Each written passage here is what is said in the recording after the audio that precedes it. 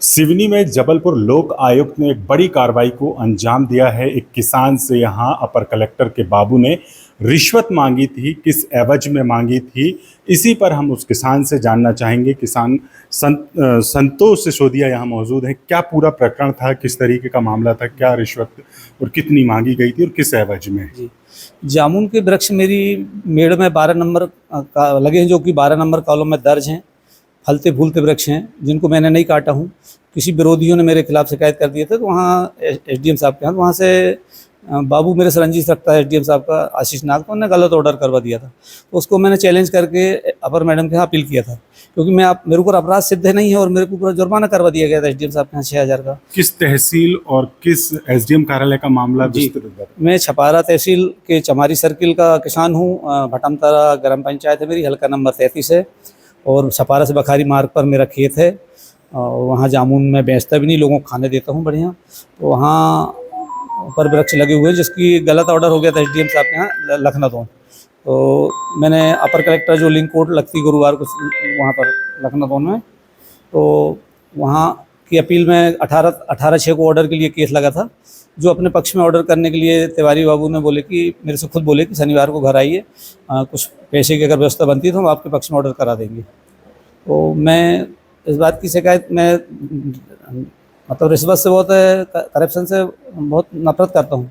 तो मैं जबलपुर चला गया शिकायत करने, जब जैसे पैसे डिमांड किए तिवारी बाबू ने। तो वहाँ से रिकॉर्डर लेके मुझे सैनिक पहुँचाया गया शनिवार को। तो हम तिवारी बाबू के घर गए, जो कि जेल के पास इनका घर है, सिविल न्यायालय के पास। तो इन्होंने घर में बाकायदा जो भी बात हुई मेरी लेन देन की इनसे, तो वो 20,000 में मामला टूटा था लेन देन का। तो उसके बाद फिर मैं जबलपुर रिकॉर्डर गया। उसके बाद वहाँ से रिकॉर्डर देखने के बाद वहाँ जो टीम है एसपी लोकायुक्त की, उन्होंने मुझे बुलाया आज कि आप पैसे लेकर आ जाइए, आज तिवारी बाबू को लेन देन करवा के रंगे हाथों ट्रैप करना है। तो जो कि आवेदन मैंने ही दिया था उसको ट्रैप कराने के लिए, मैं रिश्वत नहीं देना चाहता था, इसलिए लोकायुक्त से मैंने निवेदन किया था कि मैं इनको रंगे हाथों पकड़ाना चाहता हूँ, रिश्वत नहीं देना चाहता, क्योंकि मैं अपराधी नहीं हूँ। और वृक्ष अज्ञात व्यक्तियों द्वारा काटे गए हैं, जिसकी मैंने विधिवत पुलिस में सूचना दी हूँ, जिसकी रिसीविंग मेरे पास रखी है सब। जब पेड़ गिरे तो मैंने उसकी सूचना पुलिस को दिया हूँ, पंचायत को भी दिया हूँ। और मतलब मामला एसडीएम साहब के यहाँ किसी और मद में दर्ज किया गया था और नियम विरुद्ध किसी और धारा में गलत ऑर्डर करवा दिया गया वहाँ, क्योंकि वहाँ के बाबू मेरे से रंजिश रखते हैं। और फिलहाल ये कार्रवाई से कितने संतुष्ट हैं और इसमें कौन किसके नाम पर रिश्वत मांगी गई? हाँ, मतलब मेरे जो जामुन के वृक्ष में गलत ऑर्डर हुआ था अनुविभागीय अधिकारी लखनऊ के कोर्ट में, तो उसको मैंने अपील किया, चैलेंज करके अपील किया था अपर मैडम के यहाँ।